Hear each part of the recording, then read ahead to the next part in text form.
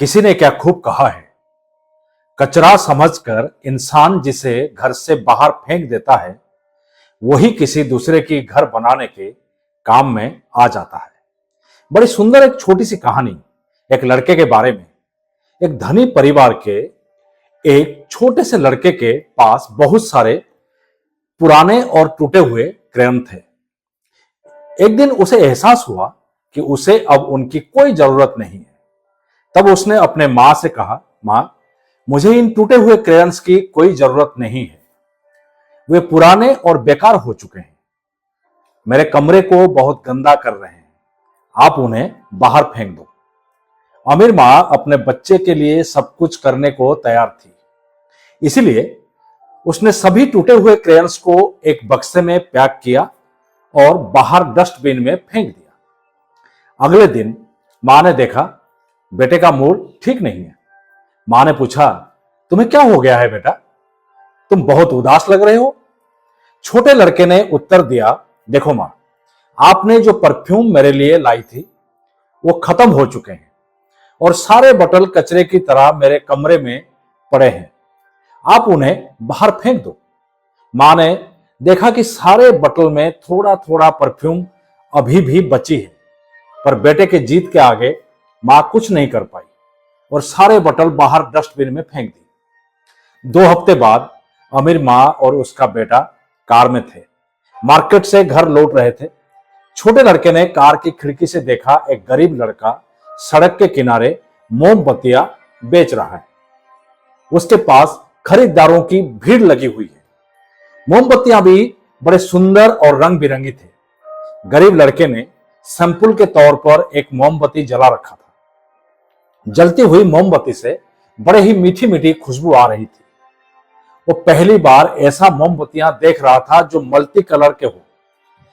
बच्चे ने बेचने वाला लड़का चिल्ला चिल्ला कर कह रहा था कि ऐसा हेवनली कैंडल्स आपको मार्केट में कहीं नहीं मिलेगी और आज नहीं लिए तो कल भी नहीं मिलेगी। लोग उन शानदार और महंगी मोमबत्तियों की प्रशंसा कर रहे थे और ज्यादा कीमत देकर खरीद भी रहे थे। अमीर लड़के ने तुरंत अपनी माँ से कहा, माँ देखो, वे मोमबत्तियां अच्छी और प्यारी लग रही हैं। वे मेरे रूम को स्वर्ग बना देंगी और खुशबुओं से भर देंगी। चलो हम भी कुछ मोमबत्तियां खरीद लेते हैं।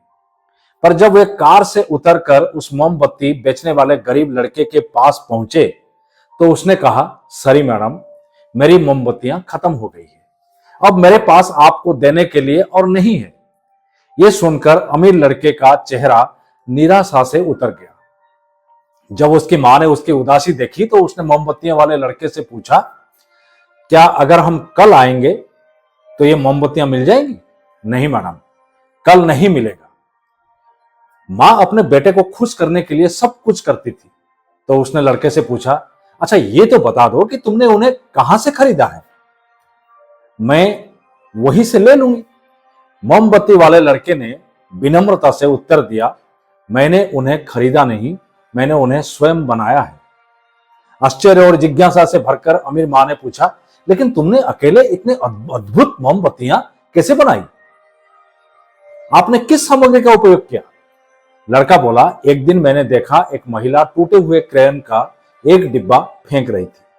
मैं खुश हुआ और मैंने उन सभी को ले लिया। फिर अगले दिन मुझे उसी कूड़ेदान में कुछ परफ्यूम की बोतलें मिली। मैं उन्हें घर ले गया। मैंने सभी टूटे हुए क्रेयन को पिघलाया और मोम को सुगंधित तेल के साथ मिलाया। इसी मिश्रण से मैंने उन स्वर्गीय मोमबत्तियों का निर्माण किया। दोस्तों, ये छोटी सी कहानी हमें यह सिखाती है, जब लोग आपको अस्वीकार कर दें या टूटे हुए क्रेयन की तरह बाहर फेंक दें तो परेशान ना हो। जो लोग वास्तव में आपकी कीमत और मूल्य जानते हैं वे जल्द ही आपको ढूंढ लेंगे। अपने काम के ऊपर फोकस करें और मन को सकारात्मक रखें। समय सब कुछ बदल देगा। बाहर फेंके गए क्रेयंस की तरह आप उन लोगों के हाथ में पड़ जाएंगे जो आपका जीवन बदल देंगे।